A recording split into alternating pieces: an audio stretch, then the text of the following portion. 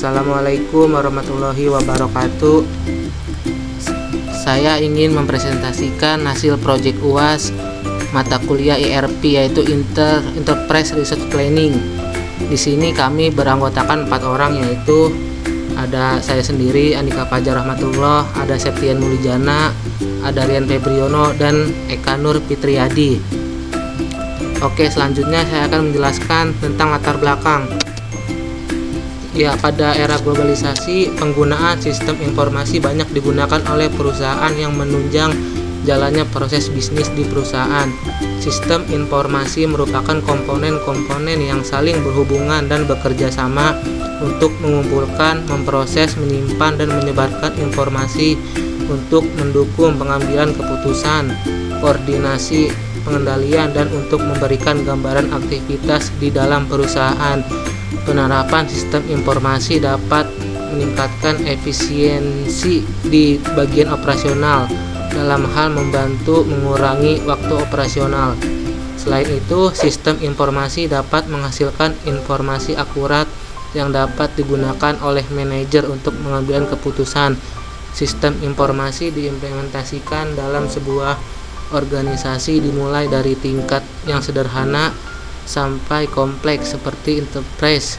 Implementasi sistem informasi yang berbasis enterprise ini seringkali disebut sebagai Enterprise Resource Planning.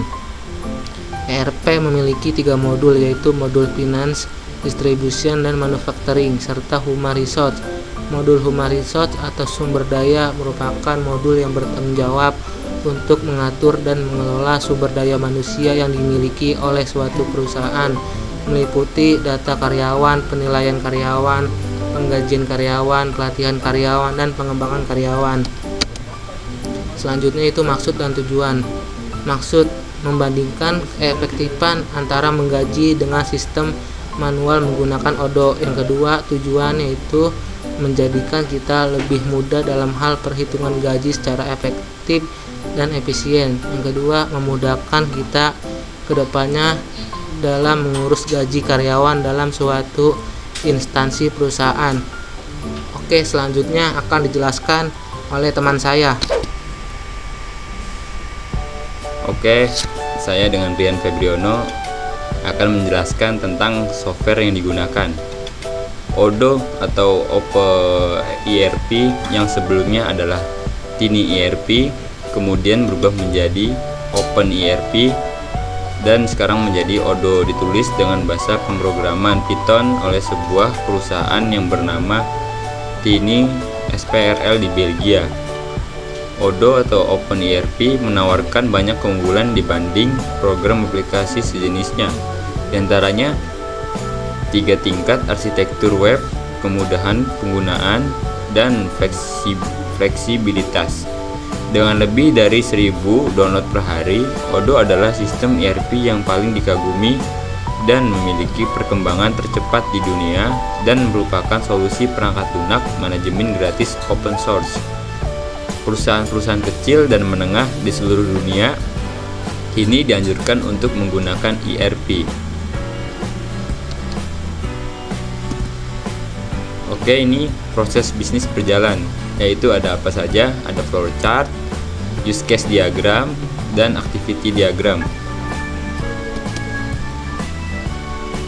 Ini bentuk flowchartnya. Di sini pertama kita klik mulai, lalu create salary, cek employer tidak, atau create employee.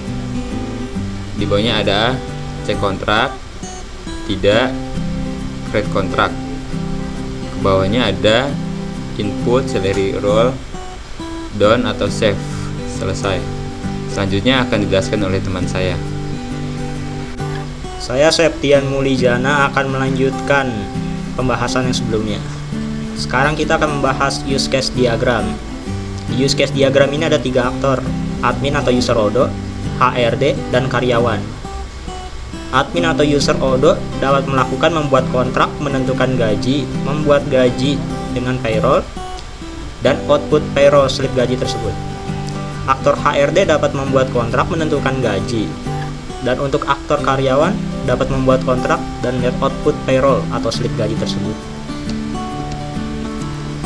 Selanjutnya activity diagram. Activity diagram ini dimulai dari admin atau pengguna Odoo tersebut. Dimulai dari login, lalu akan memilih pilihan payroll yang akan ditampilkan oleh sistem Odoo tersebut. Lalu admin akan memilih create payroll dan aplikasi Odoo akan menampilkan pilih employee. Jika sudah ada, employee tersebut akan menampilkan kontraknya. Jika belum, Anda harus membuat dulu employee tersebut. Jika sudah tampil kontraknya, lalu akan memilih buat salary rule. Jika belum, buat kontrak tersebut terlebih dahulu. Setelah membuat salary rule dan yang akan diterima oleh HRD akan menentukan salary rule-nya diterima atau tidak. Jika sudah, klik done dan save, lalu klik print. Sistem Odoo akan menampilkan slip gaji tersebut dan nanti akan diterima oleh HRD. Selesai. Selanjutnya akan dijelaskan oleh rekan saya. Bismillahirrahmanirrahim. Di sini saya akan menjelaskan tentang aplikasi Odoo. Di sini tampilan setelah login aplikasi Odoo. Apabila kita ingin merekrut karyawan, di sini kita akan klik menu karyawan. Nah, di sini saya telah membuat 2 karyawan. Di sini saya cek dulu nama Andika Fajar Rahmatullah, nama karyawannya. Nah, di sini dia bekerja sebagai administrasi atau admin di PT Maju Jaya Sejahtera Jalan Meruya Utara, Jakarta Barat. Satu lagi nama karyawannya Rian Febriano. Dia bekerja di sini sebagai cleaning service di PT Maju Jaya juga, Jalan Meruya Utara. Apabila kita ingin melihat payroll, sini kita masuk ke menu payroll. Di sini ada kontrak name-nya Rian Febriano. Dia statusnya karyawan magang mulai dari tanggal 25 November sampai 25 Januari. Bekerjanya 40 jam per minggu. Gajinya itu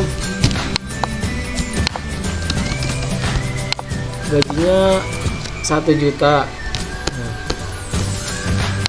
Sedangkan Andika di sini statusnya karyawan magang mulai dari tanggal 1 November sampai tanggal 30 November. Sama 40 waktu bekerja jadwalnya 40 jam per minggu. Gajinya di sini 4 juta. Posisinya dia sebagai IT support.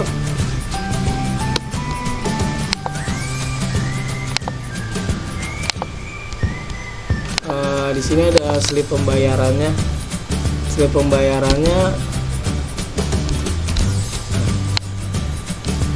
Di sini tipenya attendance, terus jumlah harinya 22 hari, jumlah jamnya 176 jam, jumlah gajinya dia 4 juta. Sama di bawahnya juga statusnya dia udah selesai. Nah, ya itu aja sih yang kita presentasiin, paling yang kita kerjain untuk project UAS tentang rekrut karyawan sama tentang payroll atau slip gaji karyawan. Kurang lebihnya mohon maaf. Bila ada kekurangan, wassalamualaikum warahmatullahi wabarakatuh.